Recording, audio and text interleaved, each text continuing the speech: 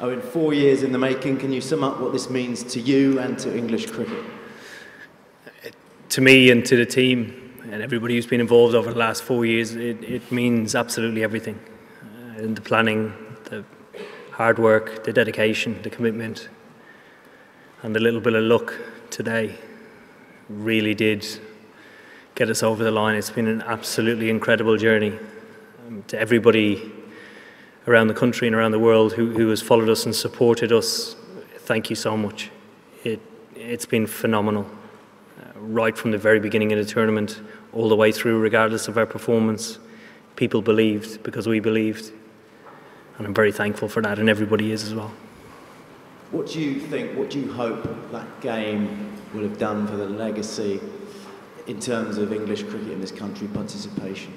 I certainly hope participation levels go up or continue to rise. I think the nature in which the game was played today was absolutely outstanding. I commend the Black Caps and Kane. They've been absolutely incredible, hugely admirable team. The spirit, the way they play, the fight they show, and the fact that they've done it for an extremely long time. We're only newcomers to this, and we want to be as consistent as them come the next World Cup with aspirations like that. But to get over the line reaffirms everything that we've done over the last 4 years and justifies it as well. Do you feel quite emotional? I did earlier, yes. I did. I still can't quite believe, that's why I'm carrying it around as much as I can. I can't quite believe that we've got over the line. It's been an extraordinary day. You guys watching like the most incredible game of cricket with nothing between the sides. So, you know, sport sometimes is very, very fine margins. I think it was the finest of margins today, and it could have gone either way, but I'm thankful it went ours. And a word on Ben Stokes, it's been a tough couple of years for him. Was he your hero today, and how glad were you to see him come through that? To come through it is extraordinary.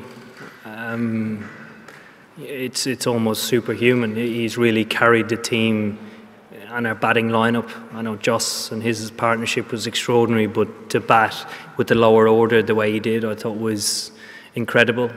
The atmosphere, the emotion that was going through the whole game, he managed to deal with that in an extremely experienced manner.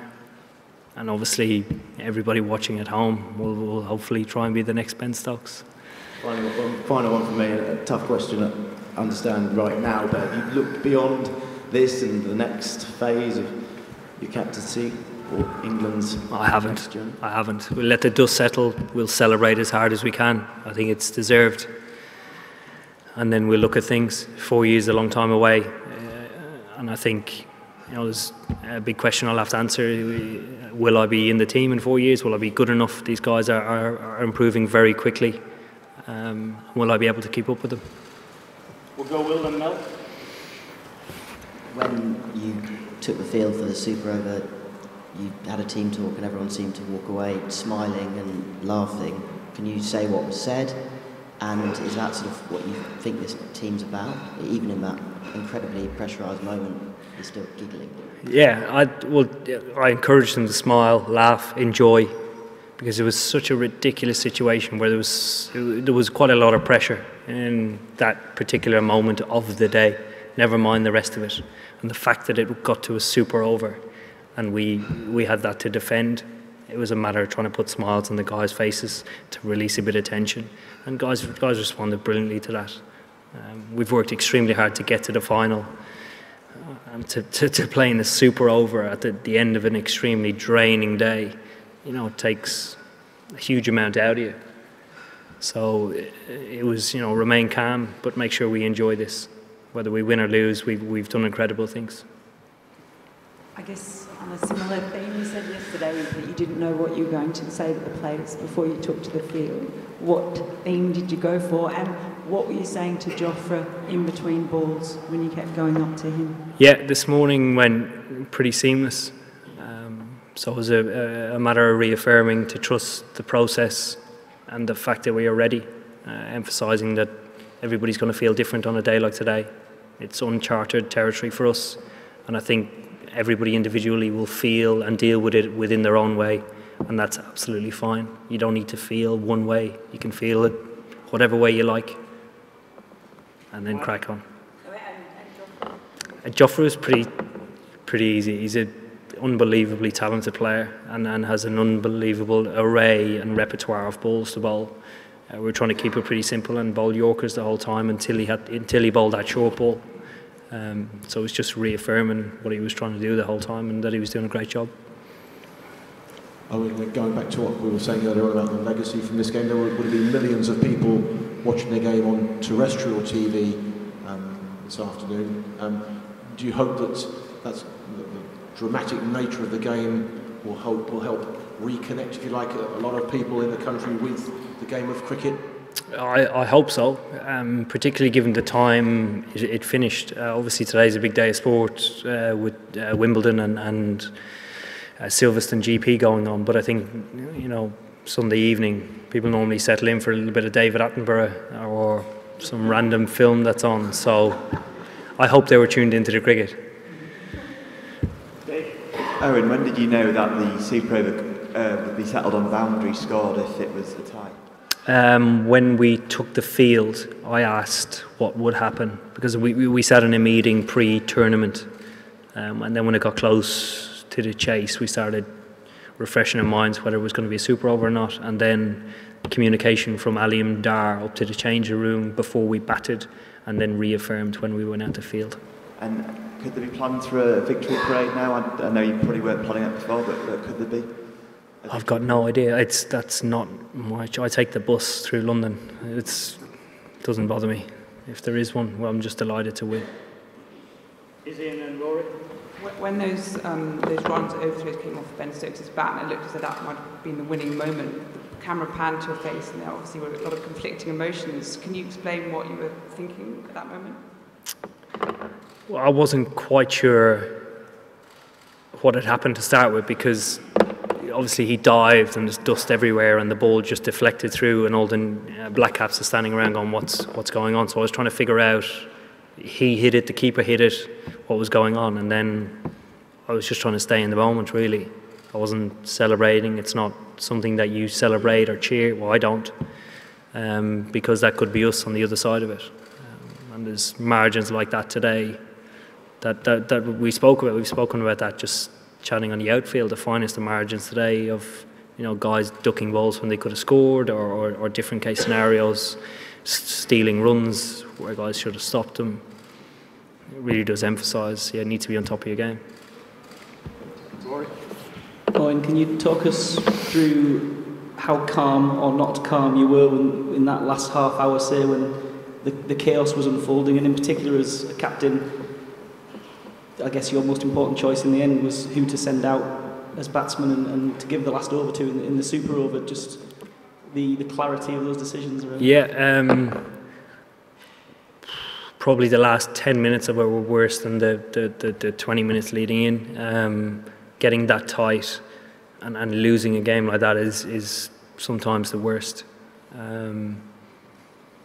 But I think the clarity in the decisions came down to could Ben continue to bat? Did he have the energy to do it? And then the matter of taking into account what end they might choose to bowl from, doing a right and left hand combination, and who was best for that.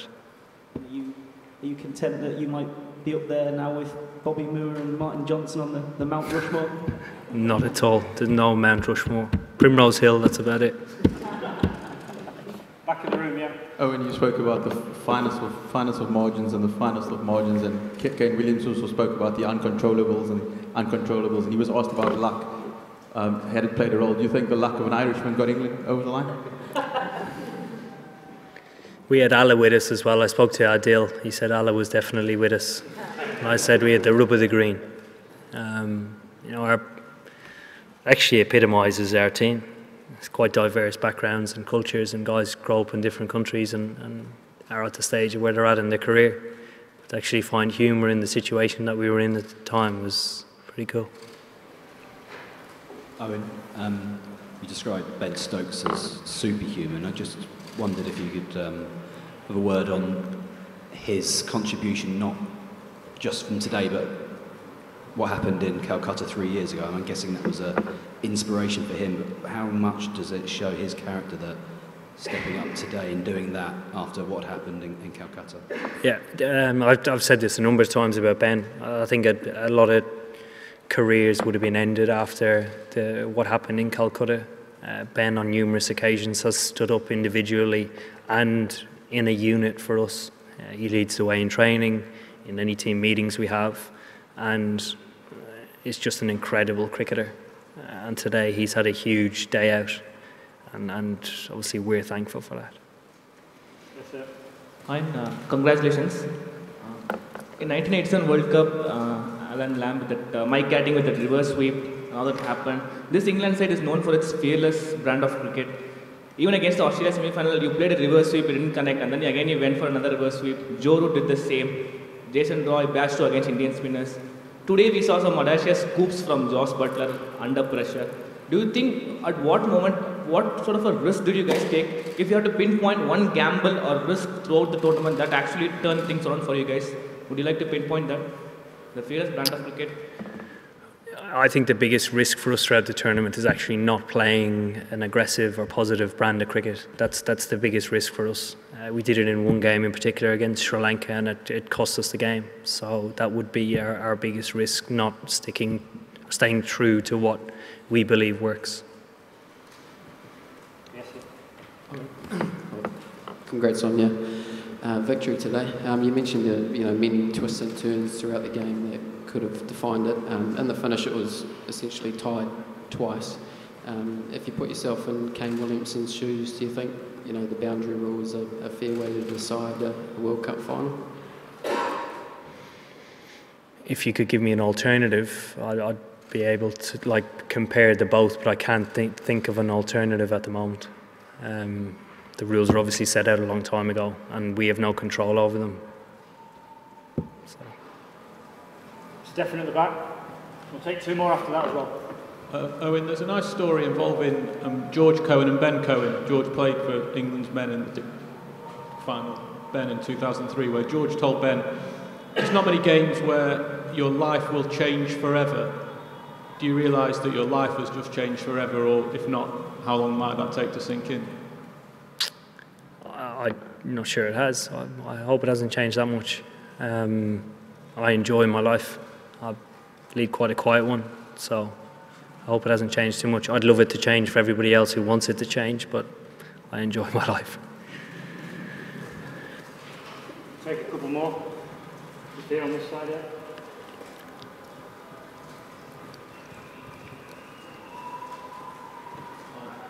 Is it possible to feel any empathy for the losers in this moment? Absolutely, definitely. I think they've been incredible throughout the tournament. I said it before the game and the press conference. They've been actually through a better tournament than we have. The fact the trophy's sitting here, is we, like I mentioned, we got the rub of the green today. New Zealand throughout the group stages were absolutely outstanding, very consistent, and the semi-final were very ruthless in playing against India. India are an extremely strong team, and I think the most admirable thing is the way that they play their cricket.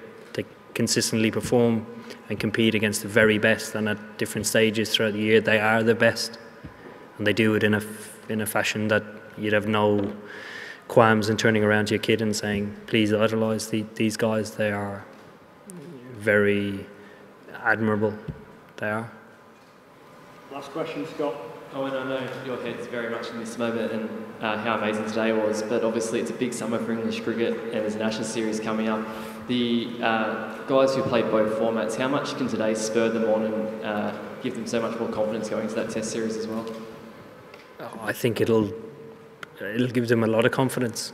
I think it actually gives them a bit of leeway to get some time off as well, which is quite nice. I think everybody needs it.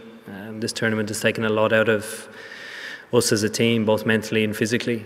And I think energy levels will drop quite quickly unless the guys are looked after. And I'm pretty sure they are going to be looked after. Thank you. Thank you very much. All the best.